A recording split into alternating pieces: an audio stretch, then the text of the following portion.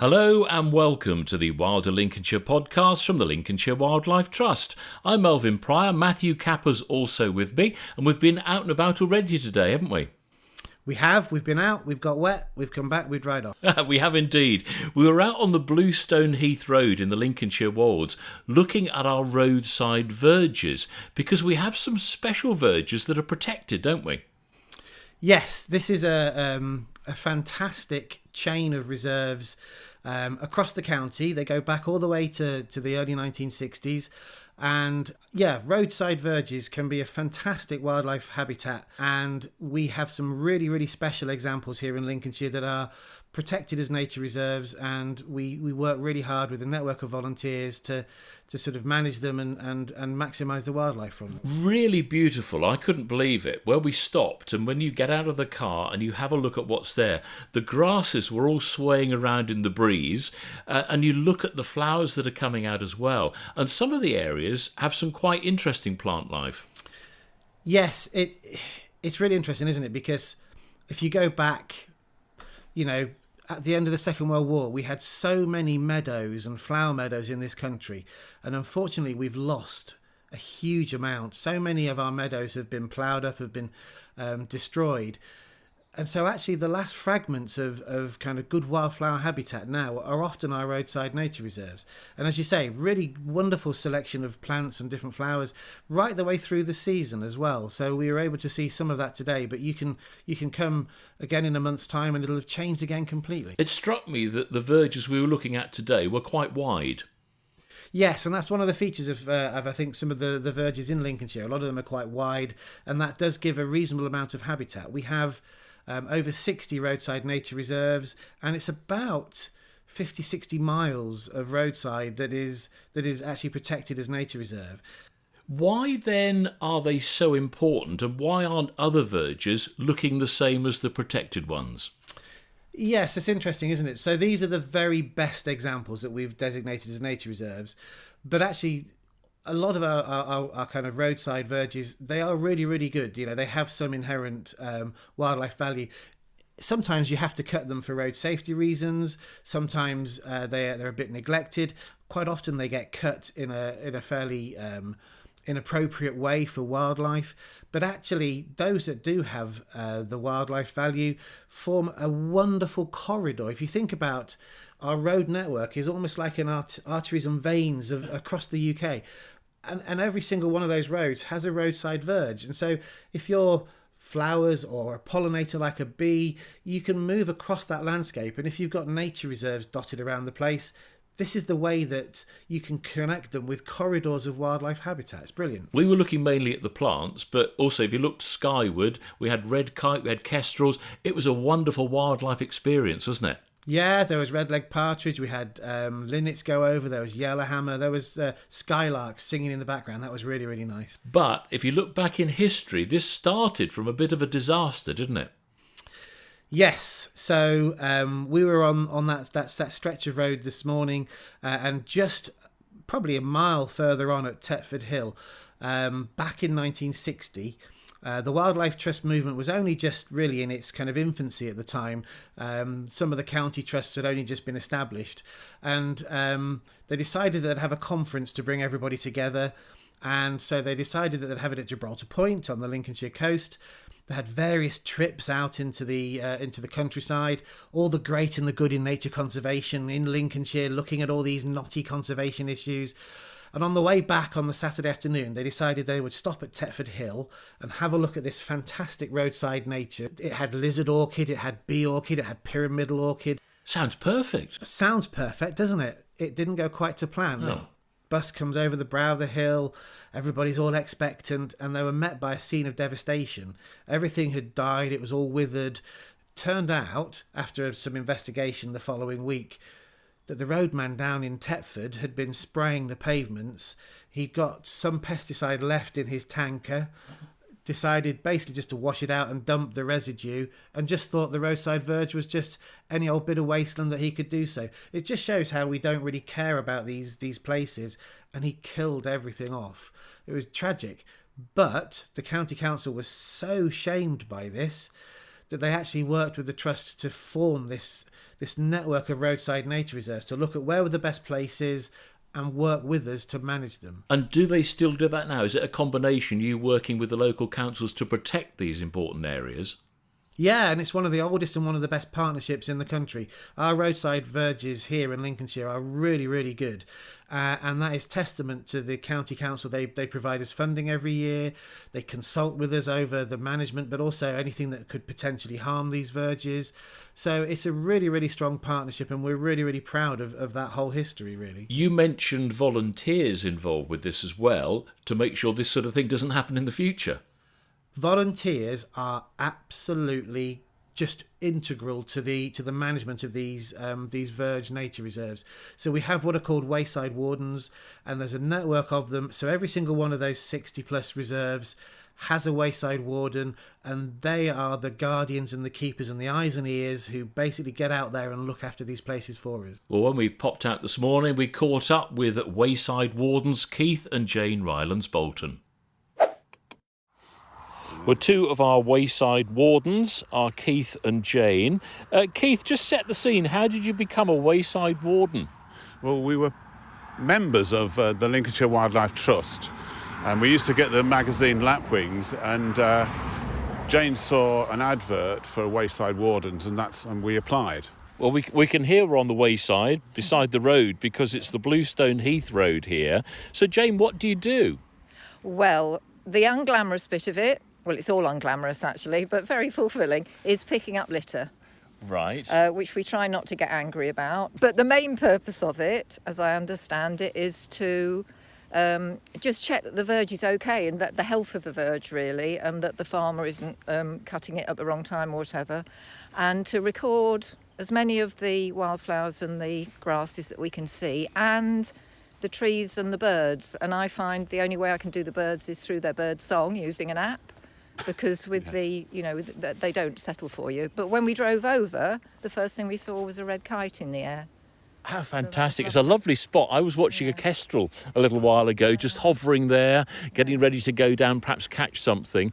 But this is part of it, getting out and about. Is that what you enjoy most about Absolutely, because we're between Rookland over there, and then our footpath goes through our verge all the way over to Tetford, so it's one of the most beautiful parts of the Wold. Not a very nice morning to be out and about. We've had some rain. There's a break in the rain at the moment, but you've been busy because you've cleared one of the signs that people might see. Yes, and I have to cut that back, so making sure that people actually recognise the fact that it's protected site, and it's about a quarter of a mile along the Bluestone Heath Road, an old drover's ancient Britain trackway, and so that's what's interesting as well. We love the fact that it's a ridge here, and also down below there was an old salt road from the coast all the way through to Tetford. Salt road as in bringing the salt inland? Absolutely, yes. Yeah. So it's so you actually, if you go into the Tetford church graveyard, that's where the Roman road used to go through. Wow, yeah, I'm just looking down at the sign now, protected roadside verge. Yes. So somebody driving along the Bluestone Heath Road here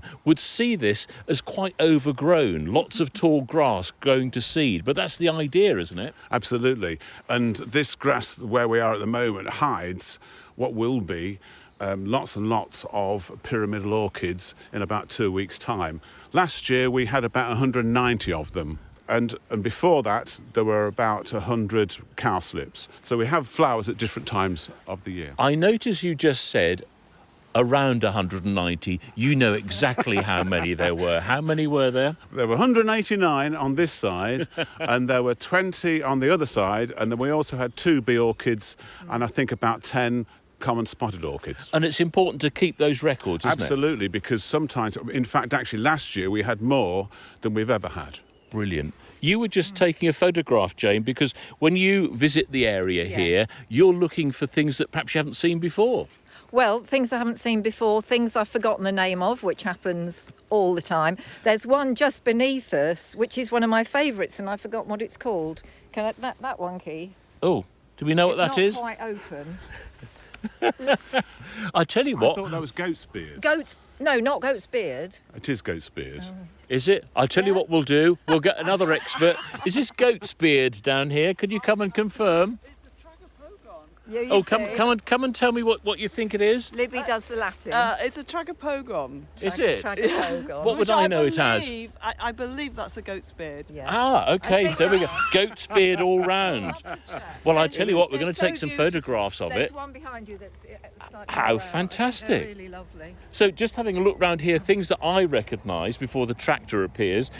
We've got cow parsley, is that what it is commonly known as? Absolutely, and we've got red campion, we've got oreganum here, and then clover, lots and lots of bird's foot trefoil, and we have... Further along, there's a lot of yellow rattle, which is absolutely vital to an environment, any kind of meadow environment. This is a kind of meadow, because the yellow rattle is parasitical. Right. And so it suppresses some of the grasses and allows the wildflowers to come through. So yellow rattle is good. Yeah. It says it's very, very good, yes. Beautiful. yes. Yeah. It's a really pretty Yeah. flower, I think. Now, it's important that we let this seed, isn't it, as well? Because, you know, that then puts the seed back into the ground, producing more plants another year. But it's then harvested as a hay, isn't it? It is, and the farmer cuts it at the end of July to make sure that the seed is actually sort of spread. And so he will harvest it just as he's done. He cuts it across the other side, but yes, this is late July. And just to say, Matthew was saying how important it is that once the hay, as it were, has had a chance to dry out, you know, a week or so, you need to remove it so that the nutrients aren't going back into the soil, because the wildflowers like it a fairly unnutriented soil. What's the word? Is that like a poorer soil to grow in, Yes, I suppose? yes, absolutely. Yeah. When will we start to see signs of the orchids then? I would think about 2 weeks. They will be a little bit later this year because of the cold. And it's amazing how quickly they do actually appear. So we come every sort of probably 3 or 4 weeks just to do the litter picking, and then we notice all the differences. But 2 weeks, I would say. Okay. And this is quite a stretch we've got here, isn't it? It's quite a long distance of protected verge. It is, and it's about a quarter of a mile long. And the difficulty is sometimes that we do get a lot of traffic, and some of the big lorries actually sort of like just affect the edge of it. But we just have to put up with that because, as you notice, there is quite a lot of traffic here. But it is a fantastic spot to come out and help, isn't it? Yes, it's beautiful, and you always feel better for doing it, and have a little bit of exercise and lots of fresh air. Yeah, so it's great. Keith and Jane Rylands Bolton, two of our wayside wardens. It's incredible what the volunteers do, including picking up litter and rubbish. And on the way back to the vehicle, we actually picked up some takeaway rubbish even in that short time. I know, and we won't mention the relevant company, but the nearest outlet is miles away, and you wonder quite how people hold on to this stuff for so long to then just chuck out the window. It's really, really sad. Indeed, but well done to all of the wardens that do that job, and anybody else that goes out litter picking, because they do make a difference, don't they? Oh, our wayside wardens are absolute stars. I mean, the care and the dedication and the love that they have for a piece of roadside verge is absolutely humbling, isn't it? It's amazing. It's really nice. A plant that came up that I know we've spoken about before, when we were at Far Ings, we talked about yellow rattle, and there was lots of yellow rattle in bloom today. Yeah, we talk about yellow rattle a lot because I think it's really great. It's a really distinctive flower, and it's I was telling you, wasn't I, about how it got the name, because the seed head is really big and the seeds rattle around, and they used to give it to toddlers when they were harvesting and cutting the hay, and they would use it as a toy rattle. So that's why it's called yellow rattle. But the interesting thing in terms of the roadside nature reserves is that this is a species which is semi-parasitic on grass. So what it does is it takes nutrients, it steals nutrients from the grasses around it in the soil, and that weakens the grass, and that therefore makes it easier for the other wild flowers to establish in those areas. So if you've got yellow rattle, it's always a good foundation for a nice wildflower rich area. Well, somebody who was very good at identifying a lot of the plants we were talking about today was Professor Libby John. Now, Professor Libby turned up on her bike, and she told us what she was getting involved with. Well, we're out and about with Professor Libby John.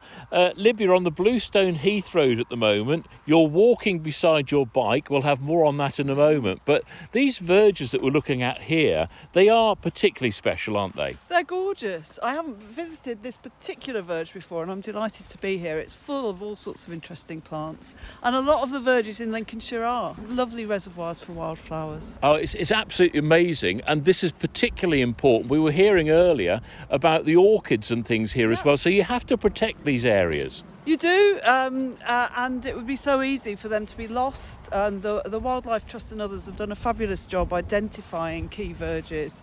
And they send a team of us out every year to monitor the verges, find out what's flowering on them, so we can keep an eye on the flora. Well, we've got a lorry that's just going to go past us now, but it's actually quite key when you think about this. You know, people will drive past these verges all the time and not realise how important they are. People don't, plant blindness, people don't notice plants, but they're absolutely critical for all of us on this planet.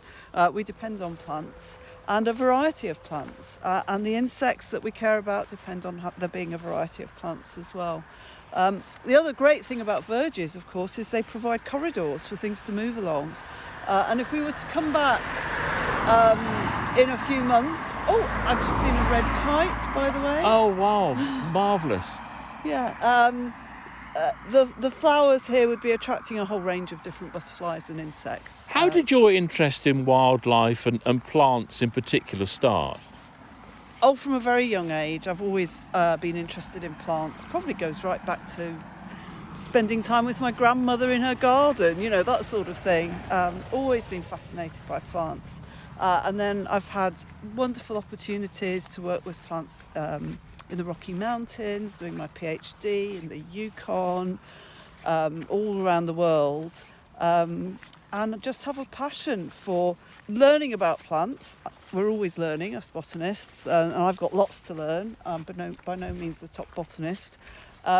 And passing on that passion to other people. And you've been doing that through the university, haven't you? Yeah, absolutely. It's one of the things I love. And throughout various leadership positions, I've never stopped teaching. I think that's so important, as well as research. And when and why did you get involved with the Lincolnshire Wildlife Trust?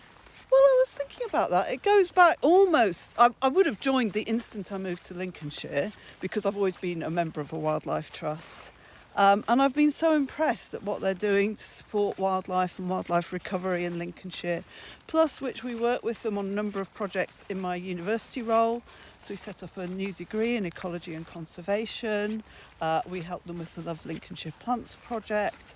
And I've just seen over many years what a great job they do for wildlife. And soon to be taking over the chairmanship of the board.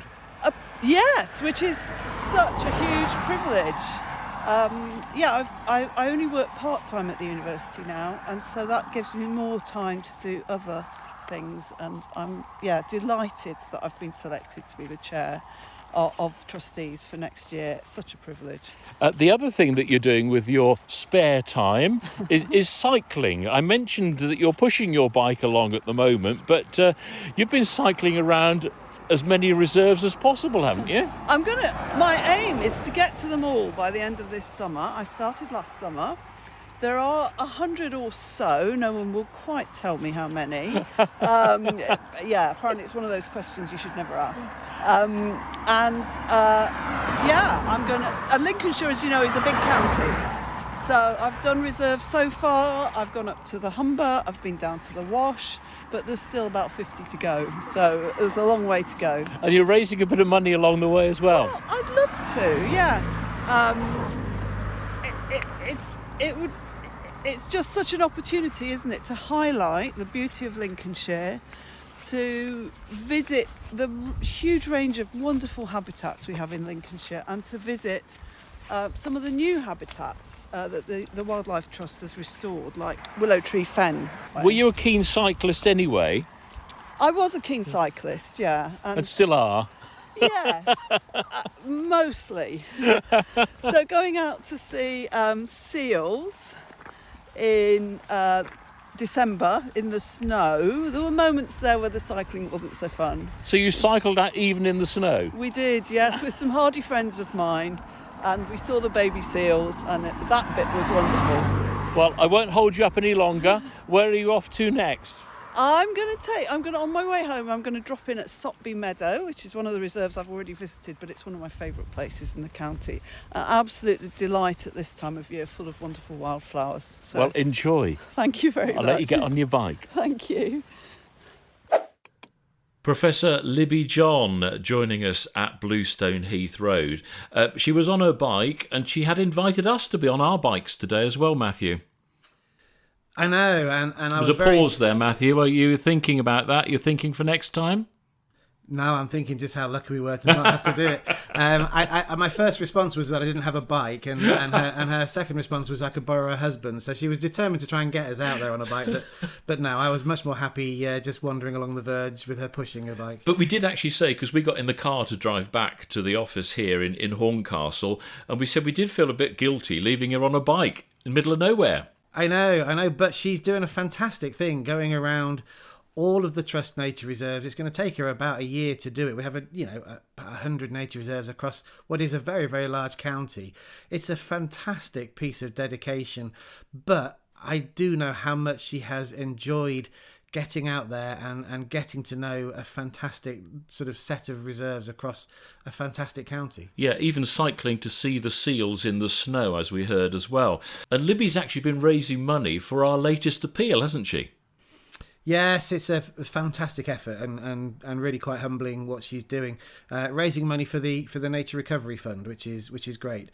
And it actually went through its first milestone recently. Okay, how much? Drum roll time, I think. It's just gone through £50,000, which is amazing. £50,000? Yes, and that'll allow us to do so much more. The target's £1 million, so there's still plenty to do to get to the target, but £50,000 is an amazing start. So we just can't thank people enough. And just remind us what the recovery programme is all about. It's basically about us trying to do more to save nature here in Lincolnshire. We know that the scale of the task has never been greater, and for us to make a real game-changing difference, we need to have a game-changing amount of money to do that. So we want to do more on our nature reserves. We want to connect these sites better. We want to be resilient in the face of climate change. We want to inspire more people to love nature and take action on its behalf. So right across the board, this will allow us to do more. Thanks to all of our fundraisers so far, Libby on her bike, but last month we had somebody dressed as a giraffe.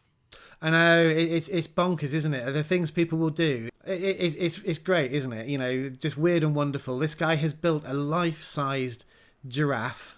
He's puppeteering it from within the frame. And can you imagine you're walking along, taking the dog for a walk, and on the other side of the hedge, there's this giraffe neck and head appears. But that's what he did. He walked across half of Lincolnshire raising money. His stuff is still taking money. He's on Just Giving. Libby, please support Libby. Go to justgiving.com, search for Libby John. You will find her bike ride challenge on there. If everybody were to give her a little bit of money, that would make the world of difference and would make such a difference to her pedal power. Yeah, well, whether you're a volunteer, whether you're a fundraiser, whatever, we really appreciate all the effort. We were talking to Keith and Jane earlier, and Libby herself as a volunteer. It's amazing what they do, isn't it? Yes, yeah, Libby is on the board of trustees, and the wayside wardens do an amazing job. We could not function and do the things that we do here in Lincolnshire without our fantastic volunteers. We're always looking for more people to get involved. There's details of every kind of available vacancy is always on the website. You can check that out very easily on there. Just go to the Trust website, and yeah, the more the merrier. We'll welcome people along. Am I right in thinking we're going batty next month? Well, you certainly are. I'm not sure. Well, I think I already am. Absolutely. I'm not going to comment any further. Yeah, we've kind of, well, I think it's only fair to punish you at both ends of the day, really. We got you up really, really early for the dawn chorus. I love that. Yeah, but now we're going to send you to bed really, really late and see if we can find you a few bats. Really looking forward to it. I love, in the evening, being outside and just watching the bats flying around. So really looking forward to that for next month. Hope you've enjoyed our Wilder Lincolnshire podcast from the Lincolnshire Wildlife Trust.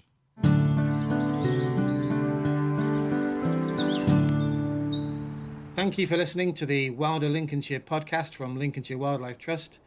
If you enjoyed this episode, please give us a follow or subscribe from the usual channels, and please tell your friends and family to give us a listen too.